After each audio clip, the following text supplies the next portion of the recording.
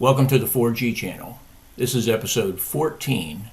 Why do bad things happen to good people? Well, let's begin here. Technically, there are no good people. Paul, the apostle, told us all about our so-called goodness in the book of Romans, chapters 1, 2, and 3. It's detailed there for us and is quite clear what our condition is. So let's start there. But I think what we normally talk about is relatively good people. Here's how you establish relative goodness. Picture in your mind Jesus Christ on one end of the spectrum and Adolf Hitler on the other.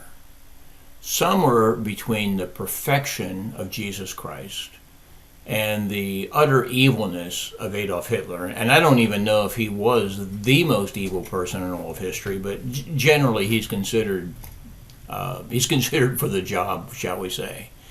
So you have that continuum from Jesus to Hitler. Every person that you and I know fits on that continuum somewhere. Are they closer to Hitler or are they closer to Jesus? The closer they are to Jesus in terms of their behavior, we would say, hey, they're a pretty good person.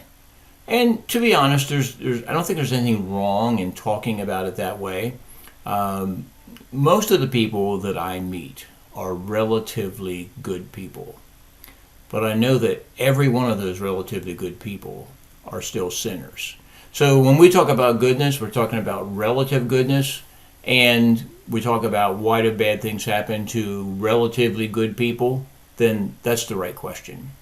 Here's what Paul had to say actually about our condition. He says, none is righteous, no one seeks God, there is no one who does good. And here it is in the text of Romans chapter 3. None is righteous, no, not one. No one understands. No one seeks for God. All have turned aside. Together they have become worthless. No one does good, not even one. We struggle to understand this because we really don't understand holiness. I know we use it as a word, and academically I think we can get a grip on what it is, but we really have never seen perfect holiness. When we do, then we will fully agree with Paul. This is true, Paul. There's no one righteous, no one understands, no one seeks God, no one does any good, not even one. Consider Job, probably the first book penned in the Old Testament. We read right out of the gate in the book of Job, there was a man in the land of Uz whose name was Job, and that man was blameless. Now, to be blameless is not the same as being sinless. You're blameless when you are up to date, so to speak, on your agreement with God on your spiritual condition. What I mean by confessing our sins when they happen. They're going to happen.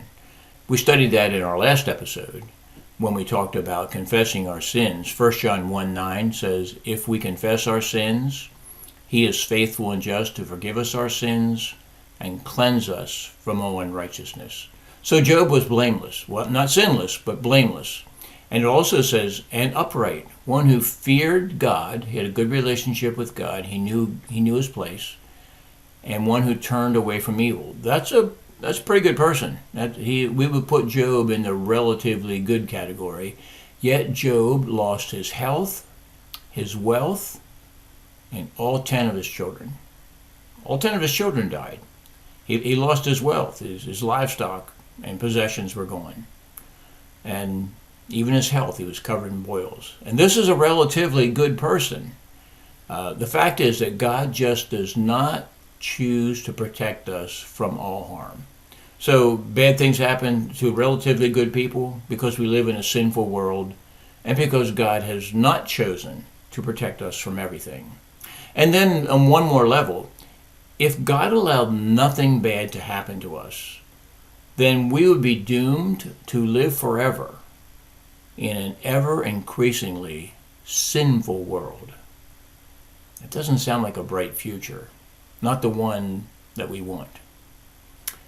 If you like my content, please like this video, share it, and if you will, please subscribe to the channel. It's free of charge. May God bless you.